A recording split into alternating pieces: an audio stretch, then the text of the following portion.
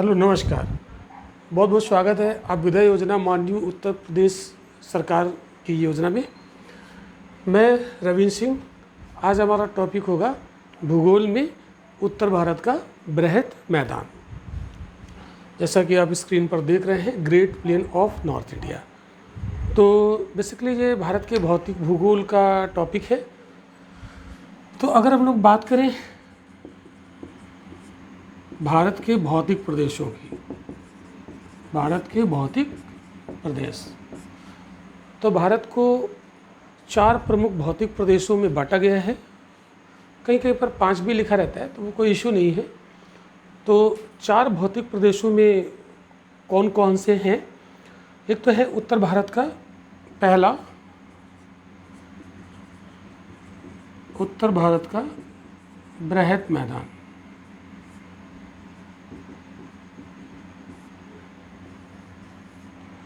दूसरा है प्रायद्वीपीय पठार। तीसरा है उत्तर भारत का पर्वतीय प्रदेश। और चौथा तटीय मैदान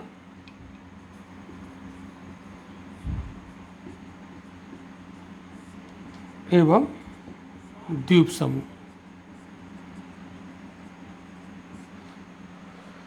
तो ये मोटे तौर पर 4 हैं, और अगर इसको हम अलग कर दें द्वीप को तो 5 हो जाएंगे। तो कुछ कुछ किताबों में इसे अलग कर दिया है, तो 5 भाग लिखे हुए हैं। तो हम मोटे तौर पर भारत को कितने भौतिक प्रदेशों में बांटते हैं? टोटल 4 भौतिक प्रदेशों में डिवाइड किया जाता है। ये भौतिक प्रदेश कैसे बने, इनका क्या क्रियाविधि रहा, किस तरीके से बने, तो थोड़ा सा हम आपको 2 मिनट में समझाना चाहेंगे। हालांकि आज हमारा टॉपिक रहेगा उत्तर भारत का बृहत मैदान, है ना, great plain of north India, इसे पढ़ेंगे। तो बस 2 मिनट में आपको समझाना चाहेंगे कि शुरू में एक बृहत महाद्वीप हुआ करता था जिसे पैंजिया कहा जाता था। क्या बोलते थे? पैंजिया। और इसके आसपास एक ही महासागर हुआ करता था जिसको बोला जाता था पैंथालासा। क्या बोलते थे? पैंथालासा। ठीक है।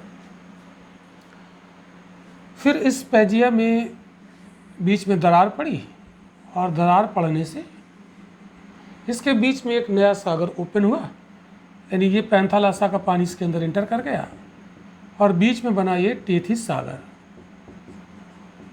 टेथिस सागर। और इस पैंजिया के 2 टुकड़े हो गए। उत्तर वाला था अंगारा लैंड,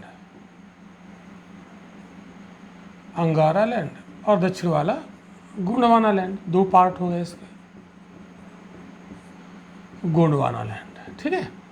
और ये अंगारा लैंड, गोंडवाना लैंड फर्दर फिर डिवाइड हो गए, फिर ये टूट गए, और टूटकर आज की दुनिया का निर्माण हुआ। तो इनमें से जो गोंडवाना लैंड का पार्ट था, इसी से अफ्रीका निकला, और अफ्रीका का कुछ हिस्सा टूटकर हमारा प्रायद्वीपीय भारत बना। तो यहाँ से जैसे ये अफ्रीका अगर हम यहाँ पर बनाना चाहें तो इस तरीके से ये अफ्रीका, और यहीं से हमारा इंडिया ये टूटकर निकला, ये इधर चला गया। तो ये हो गया हमारा प्रायद्वीपीय भारत। तो इसको हम थोड़ा सा यहाँ पर बड़ा दिखाते हैं बनाकर, है ना। इस तरीके से इतना भारत हमारा बना। तो इसको बोलते हैं प्रायद्वीपीय भारत। क्यों प्रायद्वीपीय कहते हैं?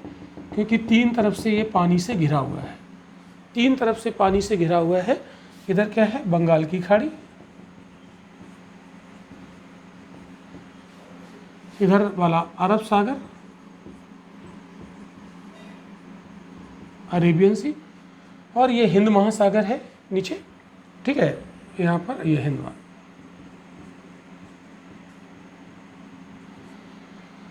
हिंद महासागर का ही पार्ट है बे ऑफ बंगाल और अरेबियन सी। 3 तरफ से पानी से घिरी है ये धरती, इसलिए इसका नाम पड़ा प्रायद्वीपीय भारत। प्रायद्वीप बोलते हैं।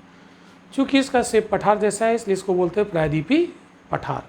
और चूंकि ये दक्षिण में है इसलिए इसको बोला जाता है दक्षिण भारत का प्रायद्वीपीय पठार, पूरा नाम। तो सबसे पहले दक्षिण भारत का प्रायद्वीपीय पठार बना, जो किसका भाग है? प्राचीन भूमि गोंडवाना लैंड का पार्ट है। और गोंडवाना लैंड किसका पार्ट था? पैंजिया का पार्ट था। ओके, इतनी बात आपको समझ में आ गई होगी। अब यहाँ पर क्या था? अरे इसके नॉर्थ में यहाँ पर टेथिस सागर था, ये टेथिस सागर है।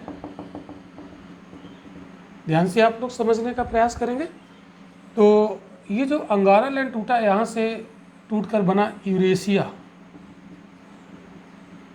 महाद्वीप। अब यूरेशिया महाद्वीप से यहाँ नदियाँ गिरती हैं टेथिस सागर में, और ये प्रायद्वीपीय भारत की नदियाँ भी टेथिस सागर में गिरती हैं। इन नदियों ने क्या किया? धीरे धीरे इस टेथिस सागर में सेडिमेंटेशन किया और इसे फिल कर दिया, इसको भर दिया। तो ये विभिन्न सेडिमेंट के माध्यम से ये डिपॉजिट हो गया इसमें और ये भर गया। तो यहाँ पर ये सेडिमेंट ऐसे करके डिपॉजिट हो, ठीक है। टेथिस सागर खत्म हुआ और फिर क्या हुआ? ये हमारी जो इंडियन प्लेट है ऐसे नॉर्थ और नॉर्थ ईस्ट को मूव करने लगी। तो इस इंडियन प्लेट का इस पर दबाव पड़ा और ये फोल्ड हो गया। तो ये जो टेथिस सागर का मलबा था ये फोल्ड हुआ ऐसे करके, और इसके फोल्ड होने से यहाँ पर क्या बना? हिमालय। तो यहाँ पर क्या बना? दूसरे नंबर पर उत्तर भारत का पर्वतीय प्रदेश जिसमें हिमालय आता है। तो सबसे पहले क्या बना? प्रायद्वीपीय भारत का पठार, और दूसरे नंबर पर उत्तर भारत का पर्वतीय प्रदेश, जिसके अंतर्गत हम लोग हिमालय को देखते हैं। तो जब ये यहाँ पर हिमालय बना, अब यहाँ पर इसी मैप को हम थोड़ा सा दूसरा बनाते हैं ऐसा। तो यहाँ भाई हिमालय नाम का एक माउंटेन बन जाता है, ये हिमालय बन गया, ठीक है। पर्वतीय प्रदेश ये। जब यहाँ पर पर्वत बना तो यहाँ पर एक खड्ड बन गया। क्या बना? एक खड्ड बन गया, गर्त, फोर डीप इसको कहते हैं, ठीक है। अब हुआ क्या? जब हिमालय बना तो हिमालय की ऊंची ऊंची चोटियाँ, और ऊंची चोटियों पर सर्दी पड़ती है। इसकी वजह से यहाँ पर बहुत सारे ग्लेशियर बने, और वो ग्लेशियर जब पिघलना शुरू किए तो उससे कुछ वाटर स्ट्रीम का जन्म हुआ, जलधाराओं का जन्म हुआ, और वही जलधाराएं नदियाँ कहलाईं। और वो नदियाँ बहते हुए इसी खड्ड में गिरने लगी, है ना, इसी खड्ड में गिरने लगी। और इस खड्ड में हिमालय से जो ये सेडिमेंट लाती थी पर्वत से बहाकर, उस सेडिमेंट को इन नदियों ने इस खड्ड में भर दिया। और ये खड्ड काफ़ी गहरा खड्ड था, अभी हम लोग बात करेंगे। अभी हम लोग great plain of north India को अभी डिटेल में पढ़ेंगे, तो ये कितने गहराई तक इसके डिपॉजिट्स पाए जाते हैं वो अभी हम लोग बात करेंगे, ठीक है। तो ये काफ़ी गहरा खड्ड था, और इस खड्ड में इन नदियों ने सेडिमेंट भर दिया, और ये खड्ड धीरे धीरे भरता चला गया, और वो हो गया बिल्कुल बराबर लेवल पर आ गया, यानी वो बन गया मैदान। तो ये जो खड्ड था यहाँ से गायब हो जाएगा, और यहाँ पर इन नदियों ने क्या किया? इसको भर दिया। तो इस तरीके से हम आपको यहाँ पर शेडिंग दिखा रहा हूँ। तो ये बना हमारा मैदान। क्या बन गया? मैदान। ये मैदान इधर ऐसे असम में ब्रह्मपुत्र घाटी तक भी ऐसे फैला हुआ, ठीक है। इधर राजस्थान में भी है, पंजाब हरियाणा में, यूपी में, बिहार में, और पश्चिम बंगाल में, ठीक है। तो आप देख रहे हैं कि ये वाला जो पोर्शन है ना, इधर वाला ये हो गया प्रायद्वीपीय पठार, और ये जो दूसरे नंबर का है ये वाला, ये हो गया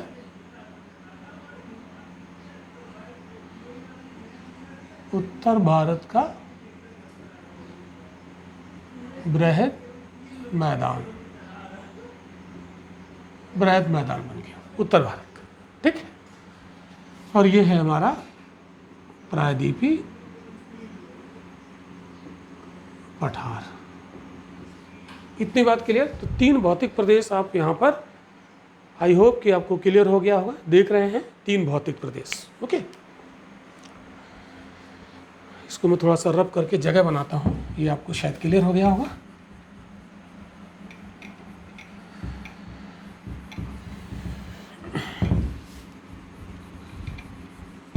मैं इसको बिल्कुल बेसिक से आपको बता रहा हूँ ताकि आपको सारी चीज़ें क्लियर हो जाएं, किसी को कोई कन्फ्यूज़न ना हो।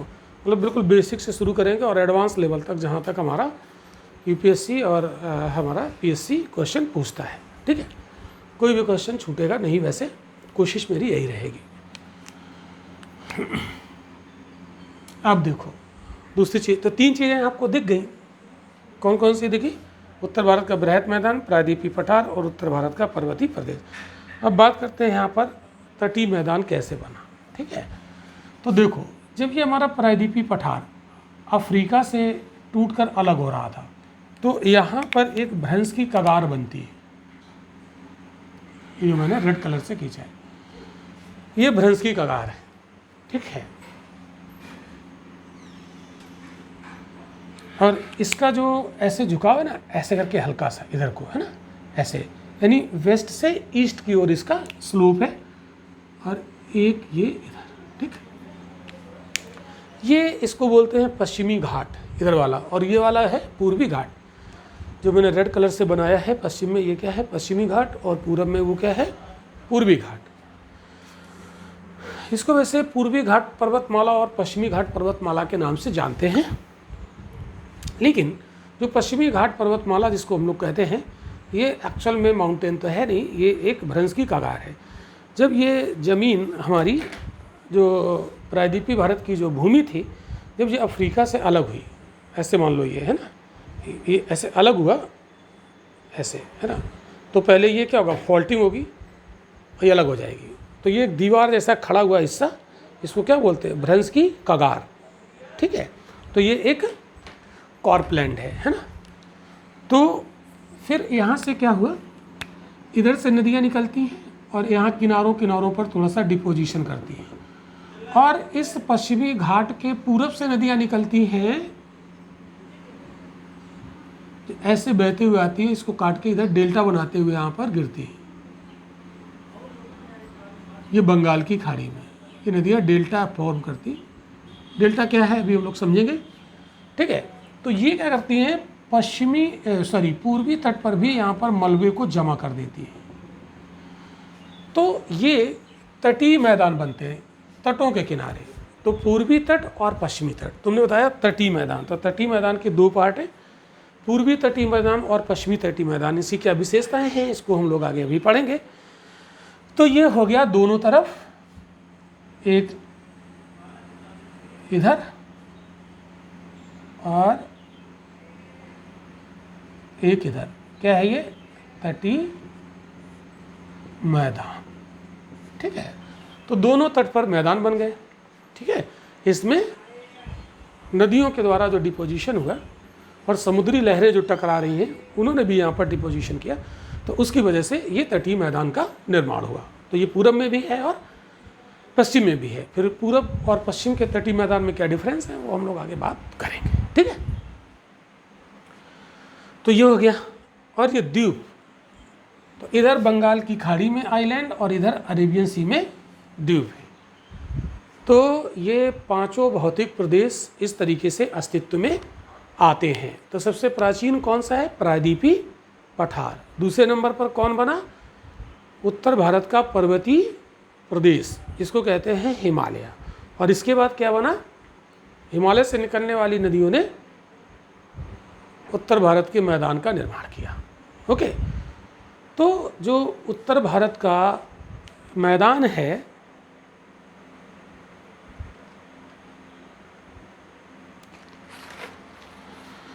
जो उत्तर भारत का मैदान आप लोग देख रहे हैं, ये विभिन्न नदियों के द्वारा इसका निर्माण किया गया है।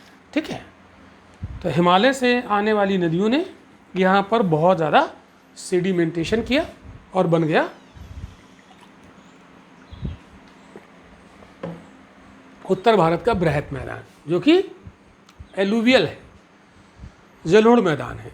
नदियों के द्वारा जो मैदान बनाया जाता है, डिपोजिशनल प्लेन, निक्षेपित मैदान, उसे जलोढ़ मैदान कहते हैं। तो आज का जो हमारा टॉपिक है वो है great plain of north India, जैसा कि आप स्क्रीन पर देख रहे हैं। तो ये बेसिक बातें आपको समझ में आ ही गई होंगी, मैंने आपको ये कनेक्ट करने के लिए पूरा बताया है। और आज टॉपिक हमारा ये होगा, ऐसे ये सारे टॉपिक हम लोग अलग अलग लेक्चर में कंप्लीट करेंगे, ठीक है। सौरभ करता हूँ।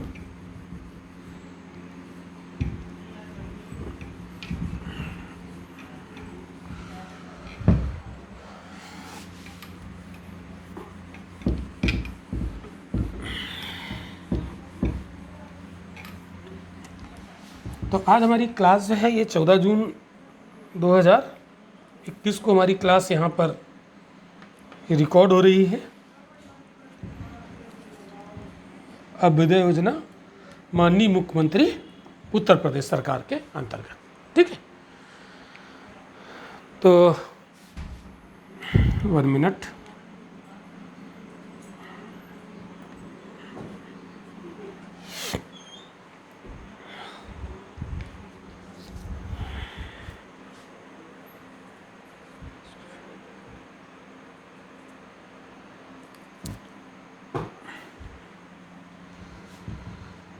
तो great plain of north India, उत्तर भारत का विशाल मैदान, इसको हम लोग समझते हैं।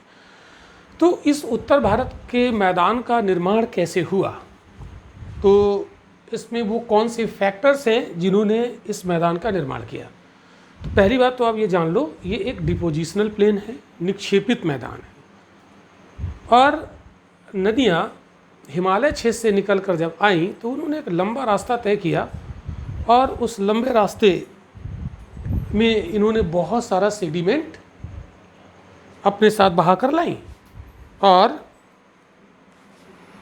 वो सेडिमेंट इन्होंने अपने रास्ते में डिपॉजिट किया और उससे बन गया ये उत्तर भारत का बृहद मैदान, ठीक है।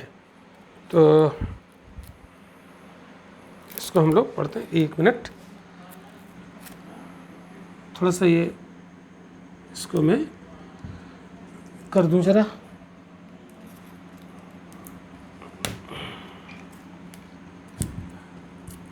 ये ठीक,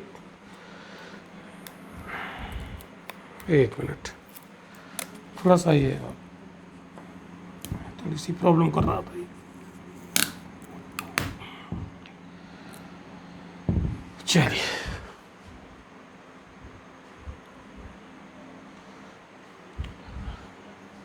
तो नदियों द्वारा निर्मित है, मैं यहाँ पर लिखता हूँ नदियों द्वारा निर्मित।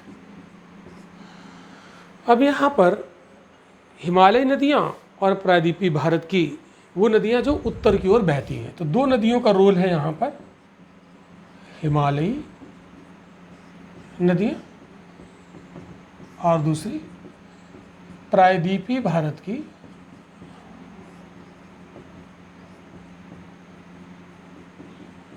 उत्तर की ओर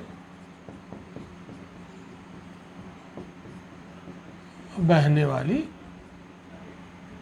नदियाँ, ठीक है। तो दोनों नदियों का योगदान है इसके निर्माण में, लेकिन हिमालय से आने वाली नदियों का ज़्यादा योगदान है। तो Himalayan rivers and north flowing peninsular river, दोनों का रोल यहाँ पर देखने को मिलता है। तो इस मैदान को सिंधु गंगा ब्रह्मपुत्र का मैदान भी कहा जाता है। सिंधु गंगा ब्रह्मपुत्र का मैदान, ठीक है। इसे सिंधु गंगा और ब्रह्मपुत्र का मैदान भी कहते हैं। क्यों? क्योंकि इसमें इन नदियों का बहुत बड़ा रोल है।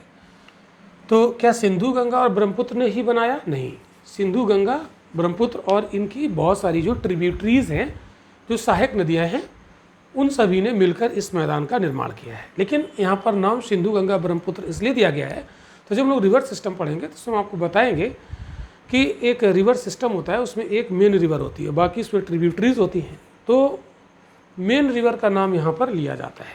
ठीक है, तो इस मैदान का एरिया लगभग 7 लाख वर्ग किलोमीटर है। इसका जो क्षेत्रफल है, कुछ फैक्चुअल बातें मैं आपको बता दूं, क्षेत्रफल लगभग 7 लाख स्क्वायर किलोमीटर। ठीक है, लगभग इतना इसका एरिया है। लंबाई इसकी 3200 किलोमीटर है, लंबाई 3200 किलोमीटर, और इसकी जो चौड़ाई है वो 150 से 300 किलोमीटर है। चौड़ाई 150 से 300 किलोमीटर। ठीक है, ये कुछ फैक्ट हैं। और पूरब से पश्चिम की ओर इसकी चौड़ाई बढ़ती जाती है। ठीक है, यहाँ पर ये भी आपको फैक्ट जानना है, पूरब से पश्चिम की ओर इसकी चौड़ाई बढ़ती जाती है। पूरब से पश्चिम की ओर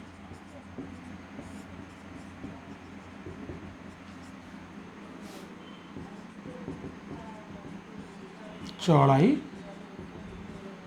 बढ़ती जाती है। ठीक है, मतलब जब हम पूरब से पश्चिम की ओर चलेंगे, इसका मतलब असम से, और जब हम इधर चलेंगे पंजाब हरियाणा की तरफ, तो इस मैदान की चौड़ाई क्या होगी, बढ़ती जाएगी। इस तरीके के क्वेश्चन भी यूपीएससी पूछता है, स्टेटमेंट डाल देता है कि आपको ये आइडिया तो होना चाहिए कि हमारा जो उत्तर भारत का मैदान है किधर ज़्यादा चौड़ा है, किधर कम चौड़ा है, कितना चौड़ा है। ये आपको एक बार ना भी लर्न हो कोई बात नहीं, लेकिन ये आपको ज़रूर पता हो कि किधर इसकी चौड़ाई बढ़ेगी और किधर इसकी चौड़ाई घटेगी। तो ये कुछ बेसिक बातें आपको पता होना चाहिए। तो मैं यहाँ पर एक फैक्ट आपको बताता हूँ। असम में इसकी चौड़ाई 90 से 100 किलोमीटर है। असम में कितनी है, 90 से 100 किलोमीटर, 90 से 100 किलोमीटर। और राजमहल की पहाड़ियों के पास 160 किलोमीटर, राजमहल की पहाड़ियों के पास कितना है, लगभग 160 किलोमीटर। बढ़ गई है ना, थोड़ी सी इसकी चौड़ाई बढ़ गई, यानी असम से चल रहे हैं राजमहल। राजमहल की पहाड़ियाँ मतलब झारखंड वाला जो क्षेत्र है। इसके बाद जब हम और पूरब में पश्चिम में आते हैं, इलाहाबाद। अब इतनी तो आपको आइडिया होना चाहिए कि हमारा इलाहाबाद पश्चिम में पड़ रहा है कि राजमहल पश्चिम में पड़ रहा है। ये आपको मैप का आइडिया तो होना ही चाहिए, तभी तो मज़ा आएगा, है ना। तो इतना आइडिया आपको होना चाहिए। इलाहाबाद के पास लगभग 280 किलोमीटर के आसपास है। इलाहाबाद के पास लगभग ऐसे 280 किलोमीटर के आसपास है। और अगर हम इलाहाबाद से और आगे बढ़ें तो और इसकी चौड़ाई बढ़ती है। तो आपको यहाँ पर हमने कुछ उदाहरण दिए कि असम पूरब में है, फिर थोड़ा पश्चिम में चलेंगे राजमहल, फिर थोड़ा और पश्चिम में आएंगे तो इलाहाबाद। तो देख रहे हैं इसकी चौड़ाई ये बढ़ रही है। ये आइडिया के लिए हमने आपको यहाँ पर बताया है। ठीक है, ऐसा है क्यों, इसके भी लॉजिक है, आगे हम लोग समझेंगे कि ऐसा क्यों है। मैदान के अधिकांश भाग पर जलोढ़ की मतलब जलोढ़ मिट्टी पाई जाती है और जिसकी मोटाई लगभग 200 मीटर तक पाई जाती है। ठीक है, औसत। बाकी अलग अलग जगहों पे कम ज़्यादा है, उसकी भी चर्चा अभी हम लोग करते हैं।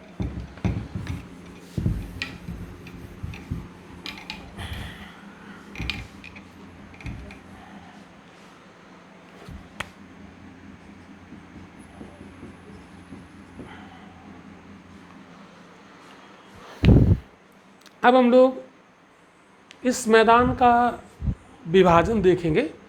ठीक है, बहुत बड़ा मैदान है, तो इसको अलग अलग क्षेत्रों में अलग अलग नाम से जाना जाता है। लेकिन उच्चावच की दृष्टि से इसका हम विवरण यहाँ पर देखते हैं। पहले समझते हैं उच्चावच यानी रिलीफ। उच्चावच की दृष्टि से विवरण, इस मैदान का विवरण देखें उच्चावच की दृष्टि। उच्चावच मतलब रिलीफ इसको बोला जाता है। मतलब ऊंचा नीचा भाग है ना, उसके आधार पर, ऊंचाई के आधार पर। ठीक है, तो इसमें सबसे पहला भाबर, दूसरा तराई,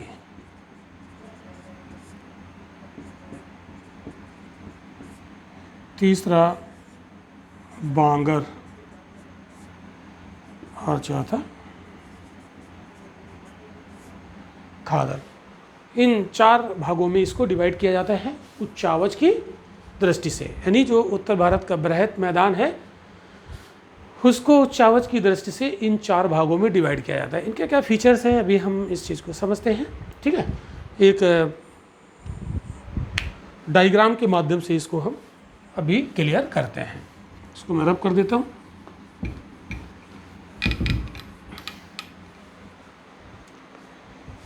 वन मिनट।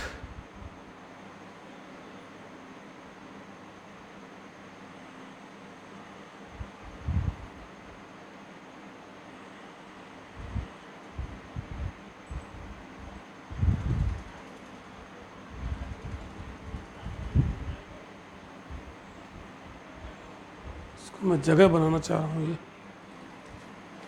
ये 1 मिनट।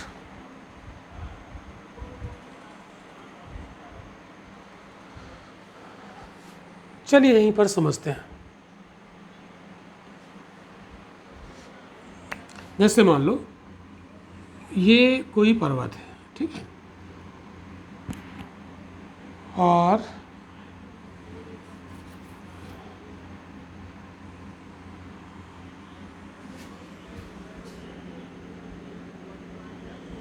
ऐसे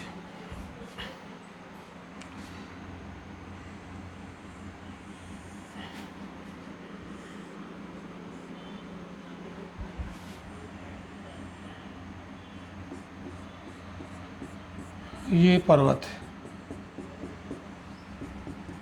ठीक है,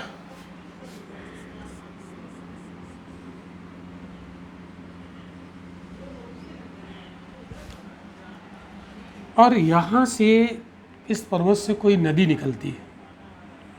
यहाँ कोई ग्लेशियर होगा ऊपर और उसके पिघलने से कोई नदी निकलेगी और ये बड़ी तेज़ गति से बहेगी, क्योंकि स्लोप यहाँ ज़्यादा है, तेज़ गति से बहती हो जाएगी। और जब जलधारा तेज़ बहती है तो एकदम स्ट्रेट चलती है ना, उसमें ताकत बहुत ज़्यादा होती है, स्पीड ज़्यादा होती है, ऐसे बहती हुई आ रही। अभी हम लोग ड्रेनेज सिस्टम में पढ़ेंगे इसको, जब वो टॉपिक पढ़ेंगे तो ऐसे आ रही।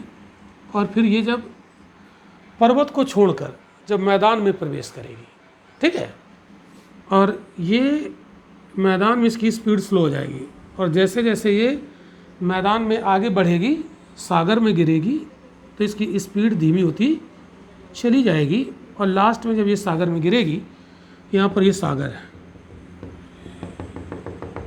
ठीक है, ये सागर है, तो सागर में गिरेगी तो लास्ट में ये क्या होगी, अपनी कई शाखाओं में बढ़ जाएगी, है ना, ये अपनी कई शाखाओं में बढ़ जाएगी।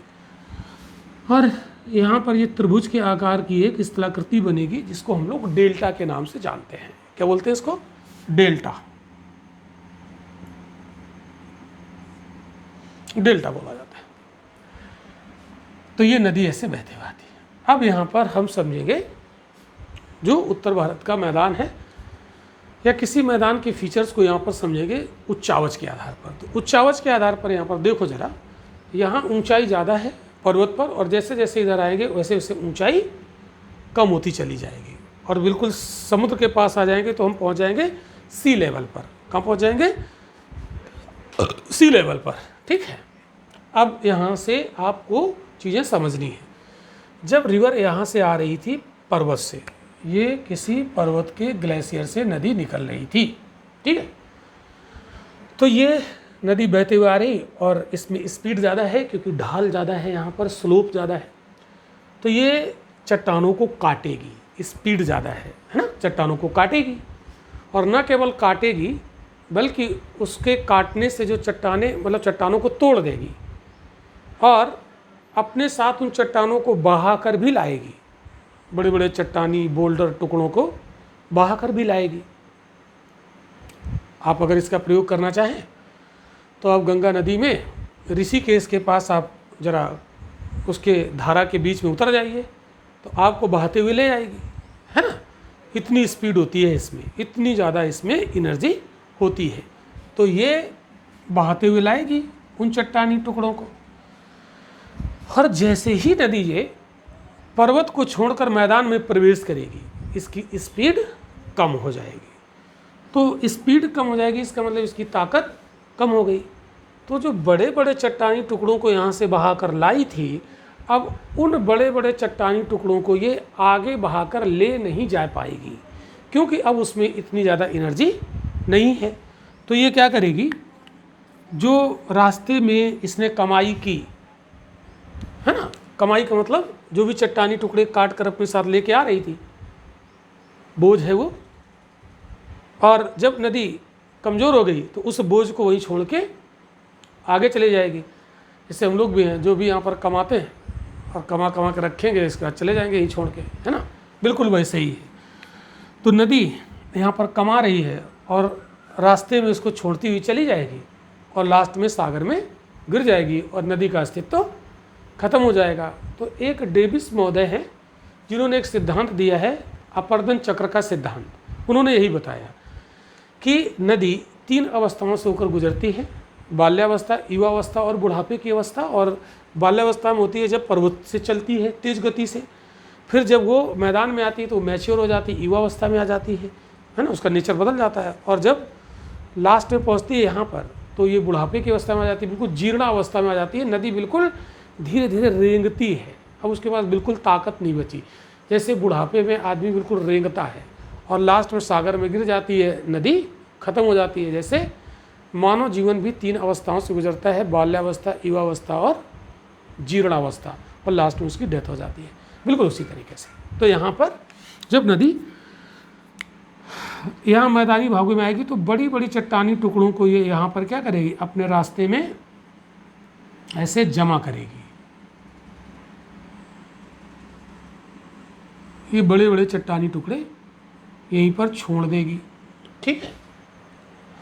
फिर नदी और आगे बढ़ेगी और आगे बढ़ जाएगी तो नदी की स्पीड और कम हो जाएगी, तो नदी की जो ऊर्जा है वो और कम हो जाएगी। तो जब और आगे बढ़ेगी तो मतलब यहाँ पर बड़े चट्टानी टुकड़ों को छोड़ा, इससे छोटे छोटे सेडिमेंट को अपने आगे बहा कर ले जाएगी। बट जब और उसकी स्पीड स्लो जाएगी, उस छोटे सेडिमेंट को भी आगे बहाकर नहीं ले जा पाएगी, उसको भी यहाँ पर रास्ते में क्या कर देगी, जमा कर देगी, डिपॉजिट कर देगी, ठीक है। फिर और आगे बढ़ी तो मतलब यहाँ से छोटा वाला जो मलबा आगे ले जाएगी घसीट कर, लेकिन उसको भी कहाँ तक ले जा पाएगी, उसकी भी तो सीमा है। फिर आगे उसको भी छोड़ देगी ये नदी, उसको भी डिपॉजिट यहीं पर कर देगी।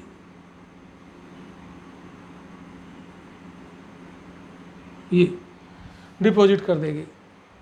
फिर और आगे जाएगी तो बिल्कुल बारीक सेडिमेंट यहाँ पर ऐसे ऐसे ऐसे ऐसे डिपॉजिट करती हुई चली जाएगी और लास्ट में ये क्या करेगी, नदी सागर में गिर जाएगी। और नदी गिरने से पहले कई शाखाओं में बढ़ जाती है, जैसे ये नदी जा रही है और लास्ट में ये ऐसे कई शाखाओं में बढ़ जाती है। इसको कहते हैं वितरिकाएँ, डिस्ट्रीब्यूटरीज। और यहाँ पर लास्ट में यहाँ पर मिट्टी को इकट्ठा कर देगी और ये जो त्रिभुज के आकार का बनेगा इसको कहते हैं डेल्टा। ओके, तो देख रहे हैं ये नदी सागर के किनारे क्या बना देगी, डेल्टा, ठीक है। तो यूपीपीएससी 2019 में गंगा नदी के डेल्टा से बहुत ही अच्छा क्वेश्चन पूछा गया था, उसे हम अभी आगे बताएंगे, ठीक है। तो यहाँ पर आप देख रहे हैं ये 3 प्रकार का डिपोजिशन हुआ है, सॉरी 4 प्रकार का। वैसे डेल्टा को देखा जाए तो टोटल 5 प्रकार का है। तो ये जो जहाँ पर बड़े बड़े चट्टानी टुकड़े हैं, ठीक है, ये ऊंचाई भी है क्योंकि इधर ऊंचा ज़्यादा, जैसे जैसे हम सागर की तरफ जाएंगे वैसे वैसे ऊंचाई इसकी कम होती जाएगी, ठीक है। तो ये ज़्यादा ऊंचा है तो इसको, इस वाले पोर्शन को कहते हैं भाबर, ठीक है। दूसरे वाले पोर्शन कहते हैं तराई, तीसरे वाले पोर्शन को कहते हैं बांगर, और चौथे वाले पोर्शन को कहते हैं खादर, और लास्ट में डेल्टा।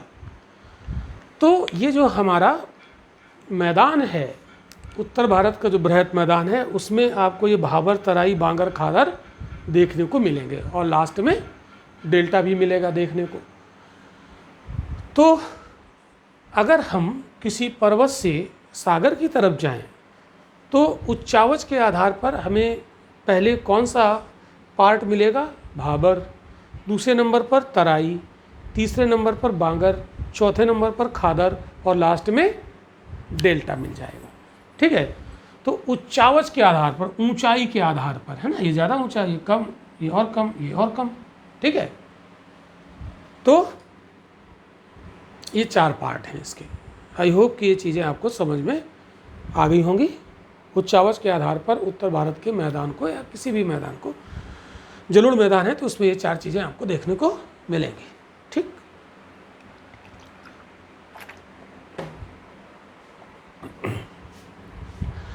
अब इसके हम लोग फीचर्स को भी थोड़ा थोड़ा समझ लेते हैं। ठीक है, इसके फीचर्स को भी हम लोग समझने का प्रयास करते हैं।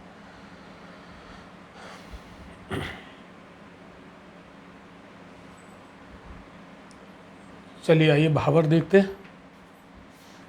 तो भाबर की कुछ विशेषताएं, जहाँ से पर्वत खत्म होता है वहीं से भाबर की शुरुआत होती है। तो ये कैसा है? ये डिपोजिशनल टोपोग्राफी है, मतलब निक्षेपात्मक स्थलाकृतियाँ क्या होती हैं? जब नदी अपने रास्ते में जो भी सेडिमेंट है उसको डिपॉजिट करती चली जाती है, तो उस क्रिया को निक्षेपण की क्रिया कहते हैं, और इसके द्वारा बनने वाली स्थलाकृति को क्या कहते हैं? निक्षेपात्मक स्थलाकृति। तो उत्तर भारत का जो मैदान हम लोग पढ़ रहे हैं वो एक निक्षेपात्मक स्थलाकृति है, जिसमें निक्षेपण का कार्य किसने किया है?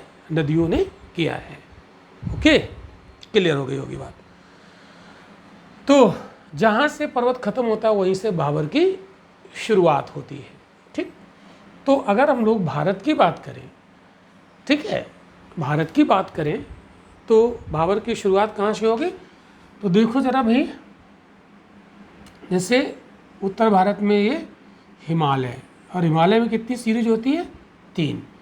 सबसे उत्तर में कौन सा है? ग्रेटर हिमालय। दूसरे नंबर पर है मध्य हिमालय, और तीसरे नंबर पर है शिवालिक। तो शिवालिक जहाँ से ख़त्म होता है वहीं से हमारा मैदान शुरू हो जाता है ना। शिवालिक से मैदान की शुरुआत हो जाती है। तो गंगा नदी ऐसे आएगी बहते हुए, इस तरीके से, ऐसे, ये ग्रेटर से नहीं, इधर, हाँ इधर से ऐसे आएगी ये, है ना, बहते हुए गंगा नदी। तो गंगा नदी जैसे ही शिवालिक को क्रॉस करेगी, जैसे ही शिवालिक को पार करेगी, वैसे ही पर्वत खत्म हो जाएगा। शिवालिक से पर्वत खत्म हो जाता है, शिवालिक श्रेणी से। और शिवालिक श्रेणी के साउथ से क्या शुरू होता है? मैदान की शुरुआत होती है। तो जहाँ से शिवालिक खत्म होता है वहीं से मैदान शुरू होगा। तो सबसे पहले कौन सा दिखेगा? भाबर दिखेगा। तो शिवालिक का जो फुट हिल है ना, ध्यान से समझना, शिवालिक का फुट हिल, शिवालिक पर्वत का गिरपदीय स्थल, ठीक है, यहाँ पर ये बड़ी बड़ी चट्टानों के डिपॉजिट्स मिलना शुरू होंगे। नदी के द्वारा यहाँ पर डिपॉजिट बनाए जाएंगे। तो उस डिपॉजिट को क्या बोलोगे? भाबर, है ना। और ये जो भाबर है ना, ये जानते हो कैसा बनता है? ये नदी इसे कुछ इस शेप पे डिपॉजिट करती है। मैं यहाँ बना दे रहा हूँ, ऐसे इस शेप में डिपॉजिट करती है, चाप के आकार में, है ना। ऐसे 2-3 ऐसे ये चाप के आकार में डिपोजिशन होंगे, है ना। तो इसको कहते हैं जलोढ़ पंख। क्या बोला जाता है? ये जैसे एक ये चाप, एक ये, इसको क्या बोलते हैं? जलोढ़ पंख।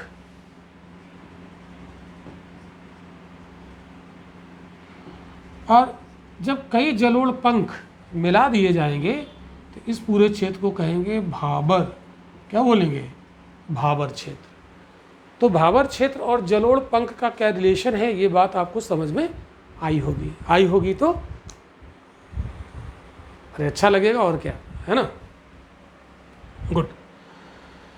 तो भाबर क्लियर। तो भाबर की विशेषताएं क्या हुई? अगर हम कहें कि शिवालिक के फुट हिल प्रदेश में इसकी शुरुआत हो जाती है, ठीक है। तो यहाँ से सिंधु भी है ना, और भी नदियाँ हैं, गंगा भी है, ये सब। तो शिवालिक के फुट हिल से इसकी शुरुआत होती है, पहली बात। दूसरी बात, जानते हो ये जो चट्टानी टुकड़े हैं ना, ये बड़े बड़े चट्टानी टुकड़े हैं, बड़े बड़े चट्टानी टुकड़े हैं भाई।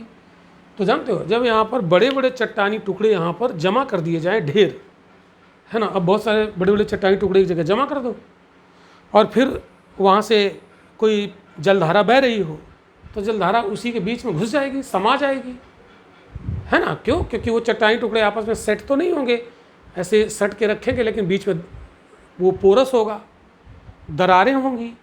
तो ये नदी क्या करेगी, इसके ऊपर से नहीं बहेगी, ये नदी इसके अंदर घुस जाएगी। तो भाबर क्षेत्र में नदियाँ अंदर होकर बहती हैं।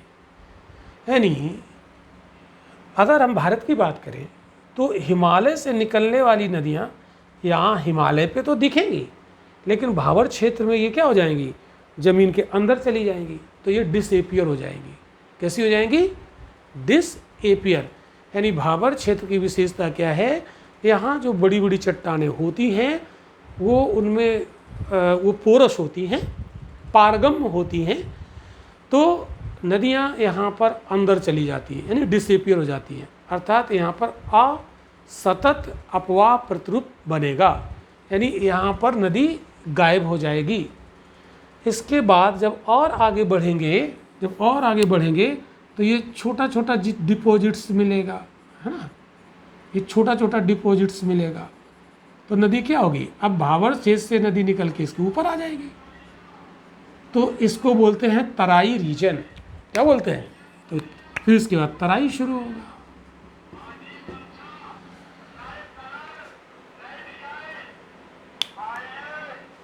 ओके।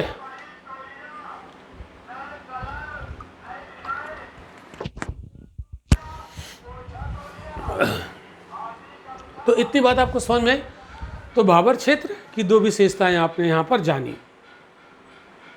क्या ये एग्रीकल्चर के लिए उपयुक्त होगा? तो जी नहीं, चट्टानी टुकड़े हैं, बड़े बड़े बोल्डर हैं, तो यहाँ पर एग्रीकल्चर नहीं हो पाएगा। तो ये भाबर क्षेत्र कृषि के लिए उपयुक्त नहीं होता है ना। ये पॉइंट आप लोग नोट करते जाइएगा, ठीक है। आप लोग जब क्लास पढ़ें तो कॉपी पेन लेके बैठें और जो मैं बता रहा हूँ उसे आप लोग नोट करते रहें तो ज़्यादा फ़ायदा उठा पाओगे। और क्लास जब आप पढ़ रहे हैं तो आपके पास एक भूगोल का एक ऑक्सफोर्ड का एटलस आता है, वो होना चाहिए, और बगल में आप उसे रख लें, और जो टॉपिक यहाँ पर हम पढ़ाएंगे बताते जाएंगे कि उसको आप एटलस में भी देखते रहें, तो आपको ये काफ़ी आसानी से तैयार हो पाएंगी चीज़ें, ठीक है। आप ज़्यादा लाभ ले पाओगे। तो कृषि के लिए ये उपयोगी नहीं है। तो यहाँ पर बड़े बड़े चट्टानी टुकड़े, कुछ छोटे मोटे कंकड़ बजरी भी मिलेगी, ठीक है, उसके डिपॉजिट्स यहाँ पर पाए जाते हैं, ठीक है। तो ये देखा आपने भाबर। अब आगे बढ़ते हैं भाबर के, तो क्या मिलेगा, तराई, ठीक है। ये तराई हो गया। तो तराई की विशेषता क्या हो जाएगी, भाबर के जैसे साउथ में, ये भाबर हो गया, और नीचे आएंगे साउथ में तो क्या मिलेगा, तराई। रटना नहीं है, बिल्कुल समझो चीज़ों को, बहुत अच्छे से समझने का प्रयास करो, ठीक है। तो मिलेगा तराई रीजन। तो भाबर के दक्षिण में ये फैला रहता है, ठीक है। तो इसके पैरेलल चला जाएगा और ये भारत में 15 से 30 किलोमीटर की चौड़ाई में पाया जाता है। तराई रीजन कितने में पाया जाता है, 15 से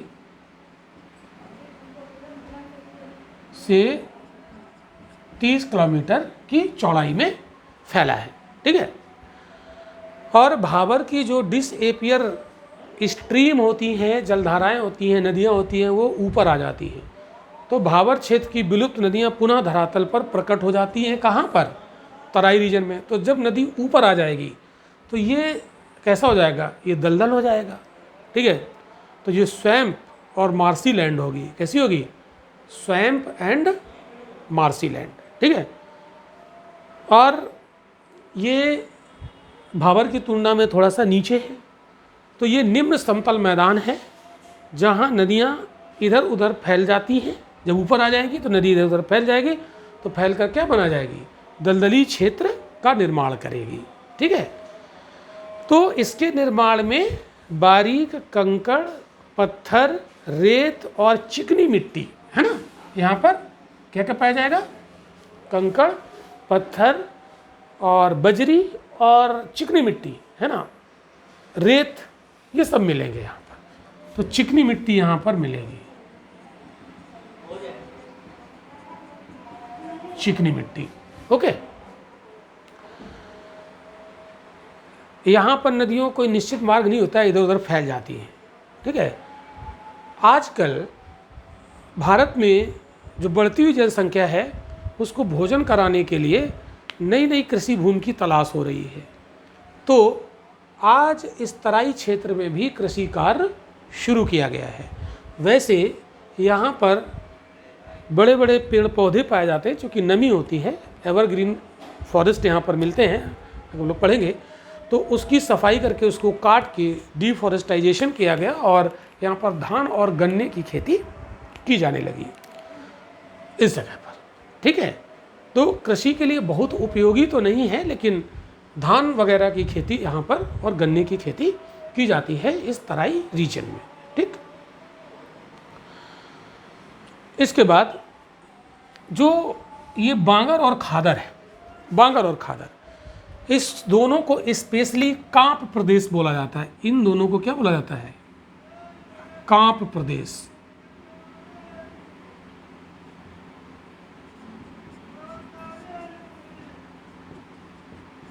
तो कांप प्रदेश में क्या आता है? बांगर और खादर, यानी कांप मिट्टी, यानी जलोढ़ मिट्टी। यहाँ मुख्य रूप से मिट्टी का निर्माण होता है, ठीक है। तो कांप प्रदेश में कांप मिट्टी पाई जाती है। कांप मिट्टी क्या है? जलोढ़ मिट्टी, एलुवियल सॉइल, ठीक है। तो इसको हम लोग कांप प्रदेश कहते हैं। अगर आपसे कभी मान लो से पूछ दिया जाए कि कांप प्रदेश में कौन कौन आता है, तो बांगर और खादर रीजन आता है, ठीक है। तो ये विशाल मैदान कांप मिट्टी की ही देन है। ये जो कांप प्रदेश कांप मिट्टी यानी जलोढ़ मिट्टी की देन है, और इसे दो भागों में डिवाइड कर लेते हैं, बांगर और खादर के रूप में। तो ये चित्र हम यहाँ पर रफ कर देते हैं और बांगर खादर की विशेषताएं यहाँ पर समझते हैं।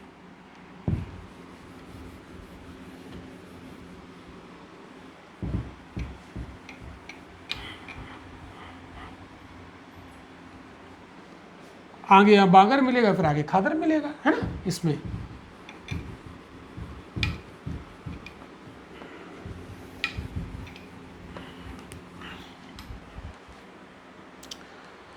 तो सबसे पहले बात करते हैं बांगर।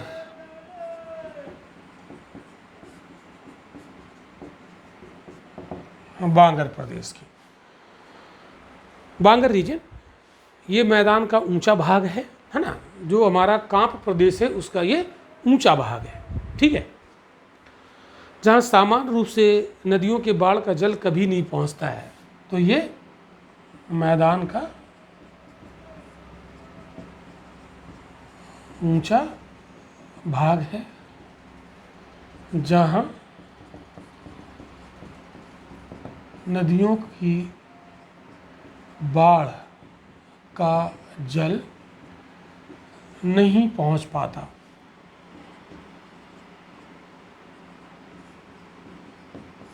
तो यहाँ पर बाढ़ का पानी नहीं पहुंच पाता है। तो एक चीज़ आपको याद रखना है, जहाँ पर बाढ़ आती है तो वहाँ पर नई मिट्टी बन जाती है, और यहाँ पर बाढ़ आती नहीं है। अगर बाढ़ आती भी है तो यहाँ पर बाढ़ का पानी पहुँच ही नहीं पाता है, तो ये डूब नहीं पाता है, ठीक है। तो इसलिए यहाँ पर जो मिट्टी पहले बन गई वही बनी रहेगी। तो ये मिट्टी यहाँ पर पुरानी हो गई है, तो ये पुरानी जलोढ़ मिट्टी का प्रदेश है। तो बांगर की दूसरी विशेषता क्या है? पुरानी जलोढ़ मृदा का प्रदेश, पुरानी जलोढ़ मृदा का ये प्रदेश है, ठीक है। और इसका निर्माण मध्य से लेकर अपर प्लीस्टोसीन युग के बीच में हुआ है। मध्य से लेकर अपर प्लीस्टोसीन के बीच में, मध्य से लेकर अपर प्लीस्टोसीन के बीच में, यहाँ पर कृषि कार्य होता है ना, बांगर क्षेत्र में कृषि कार्य होता है, लेकिन बहुत ज़्यादा उपजाऊ नहीं है, उतना उपजाऊ नहीं है जितना कि खादर वाला होता है, ठीक है।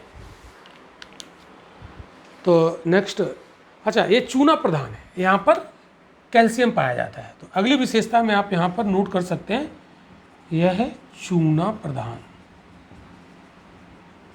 ये चूना प्रधान है, यहाँ पर कैल्शियम की अधिकता होती है। कृषि के लिए उपयोगी है लेकिन बहुत उपयोगी भी नहीं है, है ना, लेकिन कृषि कार्य तो होता है। जैसे हम लोग बात करें सतलज का मैदान, गंगा का जो ऊपरी मैदान है, अभी हम लोग देखेंगे सतलज का, इसके जो हमारा उत्तर भारत का मैदान है, इसका हम रीजनल डिवीजन अभी पढ़ेंगे, तो उसमें अभी हम आपको बताएंगे सतलज का मैदान, जिसे हम पंजाब का मैदान भी कहते हैं, हरियाणा का मैदान कहते हैं। फिर गंगा का मैदान, गंगा के मैदान के 3 पार्ट हैं, ऊपरी गंगा का मैदान, मध्य गंगा का मैदान, निम्न गंगा का मैदान, तो उसको भी हम लोग डिटेल में पढ़ेंगे। तो सतलज का मैदान और गंगा के ऊपरी मैदान में बांगर मिट्टी की अधिकता पाई जाती है। कहाँ पर? सतलज के मैदान में, यहाँ पर मैं लिख दे रहा हूँ, सतलज के मैदान और ऊपरी गंगा के मैदान में बांगर की अधिकता पाई जाती है।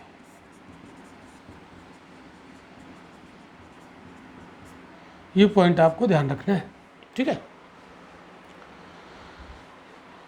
और नदियों का जो मध्यवर्ती भाग है वहाँ पर भी बांगर की अधिकता पाई जाती है, मध्यवर्ती हिस्से में, ठीक है। नदियों, ये पॉइंट भी नोट कर लेंगे, नदियों के मध्यवर्ती भागों में बांगर की अधिकता होती है। तो इतनी बातें आपको बांगर में याद रखनी है, इसको आप लोग नोट कर लीजिए, ठीक है। रब कर देता हूँ, और अब हम लोग बढ़ते हैं खादर प्रदेश की तरफ।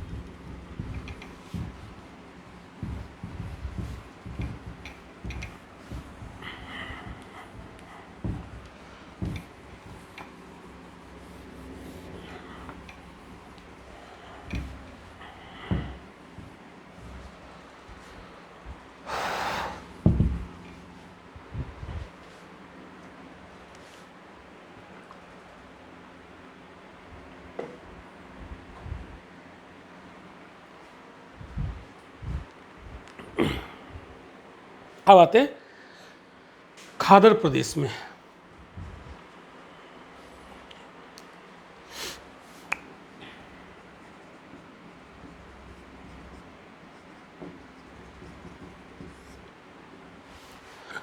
खादर रीजन, तो बाढ़ के मैदान का जो कछारी प्रदेश है उसको खादर कहते हैं।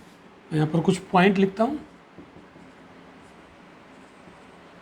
मतलब जो बाढ़ के मैदान का कछारी प्रदेश है, बाढ़ के मैदान का कछारी प्रदेश, मतलब ये बांगर से थोड़ा और आगे जाएंगे तो वहाँ मिलेगा, और वहाँ पर ऊंचाई कम होती है। तो ये जो डिपॉजिट्स होते हैं बांगर के बाद, जो खादर के डिपॉजिट्स होते हैं उसकी ऊंचाई कम होती है। डिपॉजिट्स का मतलब जमाव है ना, नदी ने मिट्टी को वहाँ जमा दिया, छोड़ दिया भाई, और नदी आगे चली गई। तो नदी की स्पीड बहुत कम है खादर क्षेत्र में, बहुत स्लोली नदी आगे बढ़ती है। तो नदी के पास काटने की क्षमता नहीं है, इरोजन करने की क्षमता नहीं। क्यों? क्योंकि नदी बुढ़ापे की अवस्था में पहुंच गई है, जीर्णावस्था में पहुंच गई, तो उसके पास इरोजन करने की शक्ति नहीं है। तो जो भी अपने रास्ते में इरोड करके जो भी सेडिमेंट लाई थी उसको वहीं पर डिपॉजिट करती हुई आगे बढ़ेगी। यानी जो नदी की घाटी है वो गहरी नहीं होगी। अगर नदी तेज़ बह रही होती तो घाटी को उसने काट काट के गहरा कर दिया होता। तो नदी की स्पीड बहुत धीमी, तो यहाँ की जो घाटी है वो गहरी नहीं है, उथली है और नदी की चौड़ाई बढ़ जाती है। आप अगर कभी फील करिए या कभी देखिए कि गंगा नदी को अगर आप उत्तराखंड में देखोगे तो ज़्यादा चौड़ी नहीं है, यूपी में देखोगे थोड़ी चौड़ी हो जाएगी, बिहार में देखोगे थोड़ी और चौड़ी हो जाएगी, पश्चिम बंगाल में देखोगे और चौड़ी हो जाएगी, चौड़ाई बढ़ती जाएगी। यानी नदी की घाटी की गहराई कम होती जाएगी और चौड़ाई बढ़ती जाएगी। अब यहाँ पर देखिएगा कि जब बरसात का मौसम होता है तो नदियों में अतिरिक्त पानी आ जाता है, और अतिरिक्त पानी जब बहते हुए खादर क्षेत्र में पहुंचता है तो वहाँ की जो नदी की घाटी है वो उथली है, चौड़ी है, तो उस घाटी में इतना पानी समा नहीं पाता है, नहीं आ पाता है। अब पानी वहाँ पर मान लो 500 लीटर आ सकता था और आ गया 1500 लीटर, तो फिर 500 लीटर तो घाटी में रहेगा, 1000 लीटर तो फैल जाएगा ना आसपास। तो आसपास जो फैल गया अतिरिक्त पानी, उसी को कहते हैं बाढ़। बाढ़ आ गई, पानी फैल गया, उस पानी में बहुत महीन महीन मिट्टी के कण भी हैं।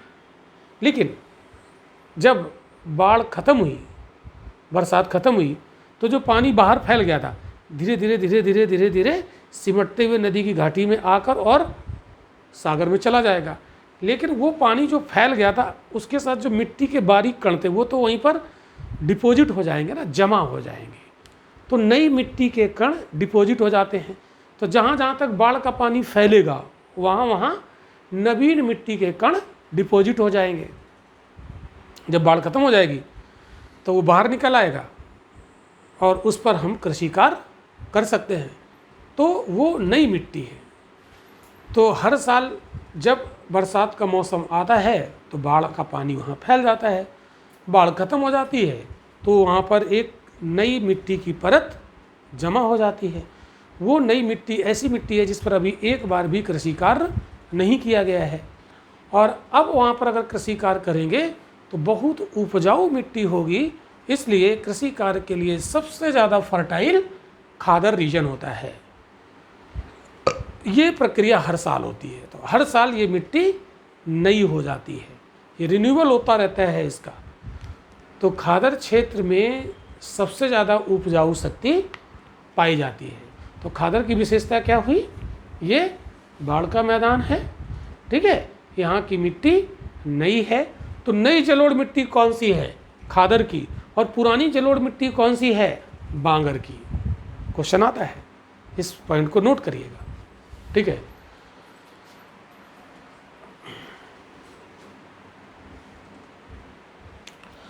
तो क्लियर हुई बात? आई होप कि समझ में आया होगा।